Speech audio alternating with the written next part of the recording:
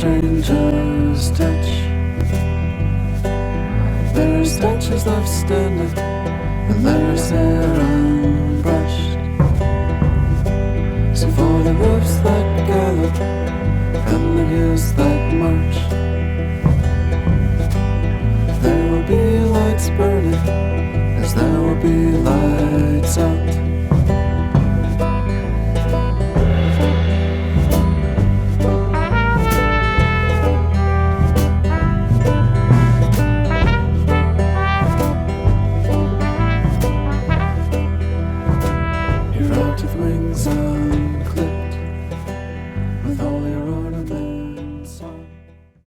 Washington yesterday for this big anti-fracking rally, and it was like 100 degrees out. And we were standing out in this huge field, and I was right in front of the White House, so it looked really beautiful, but boy was it hot. And I was telling people earlier, I was talking and I could notice people kind of toppling to their knees, you know, at various, and I don't think it was because I was giving such a great speech. It was just too hot, and it was a good reminder of why we better keep it from being too hot everywhere all the time. This is a big weekend that you're a part of all over this continent. Yesterday in West Virginia, brave people shut down a big mountaintop removal coal mine.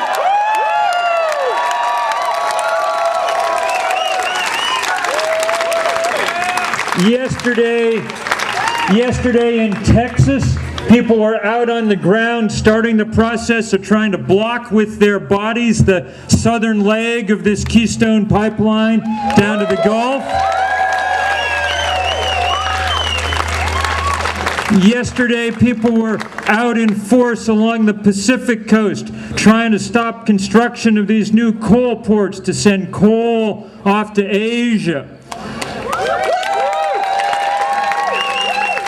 And so I want you all, as we're doing this today, to kind of keep in your mind's eye those people and remember them. And I also want you to try and keep in your mind's eye sort of the reasons that were the other people, the farmers in Illinois and in Iowa and Ohio and Missouri who are, you know, this weekend looking at the crops that they planted with great hope 3 months ago, and now we're having to plow them under because it's too hot and there is no water. And the farmers in India who are dealing with the worst monsoon, the lightest monsoon in many decades, and trying to figure out how on earth they can grow anything out in their fields in 105 and 110 degree heat. We're really at one of those hinge moments in human history. I started writing about this stuff a quarter century ago. I wrote the first book about climate change, and back then it was still kind of abstract. But by the summer of 2012, there is nothing abstract about any of this. We are already seeing what the early stages of climate change look like, what it means to raise the temperature of a planet. And we've only raised the temperature 1 degree so far. The same scientists who told us that this would happen tell us that if we keep burning things the way they're burning them now, the younger people at this rally are the age of some of us, the temperature will be 4 or 5 degrees higher. And there is no way for us to cope with that as civilizations. And so we have got finally to put a stop to some of this, and it is why people are really starting to come together. Now, I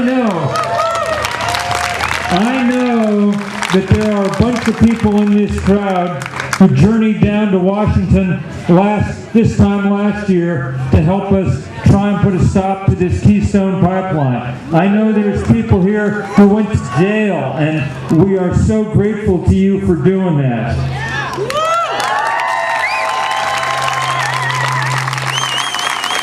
And here's the thing,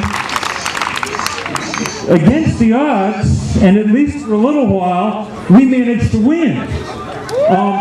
There is no pipeline down across the Canadian border, not yet anyway, though the oil industry's paying all they can to try and make sure it happens. Let me tell you this, when we talk about a pipeline for tar sands down across New England, these guys will have no idea what they've bitten off if they try to do this across New England.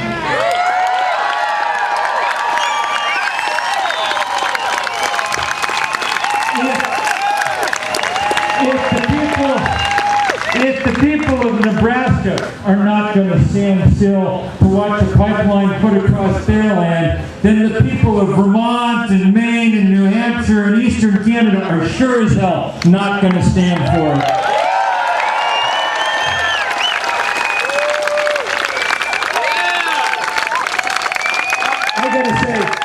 I gotta say, they announced the possibility of this new Trailbreaker pipeline just about the time we'd finished, dealing with the Keystone thing last fall for a little while.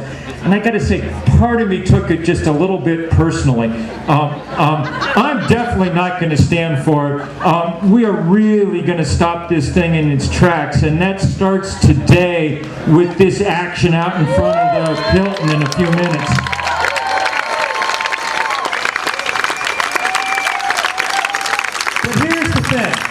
Here's the thing. The other important thing to remember is we're going to have to deal with every pipeline and every coal mine and every fracking well and so on.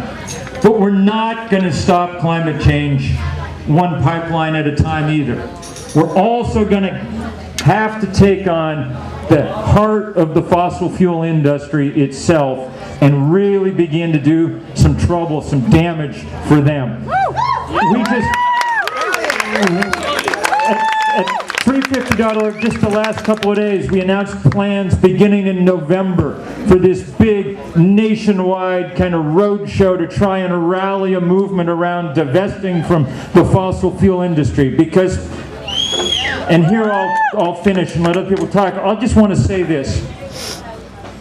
The other picture in my mind's eye, along with all those farmers and along with the, scientists up on the ice sheet in Greenland watching it melt, and along with all those, the other picture in my mind's eye is of the people who run the fossil fuel industry sitting in their rooms counting their money.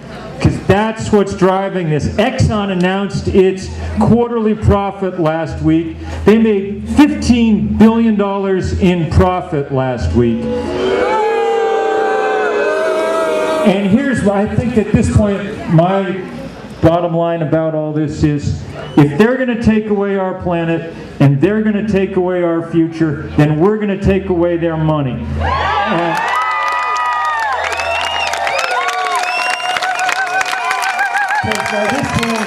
By this point, it's transparently clear that that's all that they care about. And so if that's where their heart is, we'll go for their heart. I'm not certain we can do it. But standing right in this place, I'm a little more confident. Because it was 6 years ago this month that we, and I'm sure I know there are people here who helped, that we did that first march down across Vermont for 5 days that ended up here. And that march was the thing that was kind of the start of the popular grassroots climate movement, first around this country and then around this world. And I can tell you, since 350.org, now born in Addison County, operates in every country on earth except North Korea, I can tell you, you have lots and lots and lots of brothers and sisters all over the planet. Some of them in places that did nothing to cause this problem, but all of them willing to fight. We're up against more money than there's ever been. We're not going to win with money. We're going to find different currencies, the ones we have here today. Passion and spirit and creativity, and sometimes we're going to have to spend our bodies. And that's okay. That's what we can bring, and we're going to find out if it's enough, and we're going to find out shoulder to shoulder. Thank you guys all so much for being here. Thank you. On the back of all the time you took to the only place where you could find me, to the only place you look.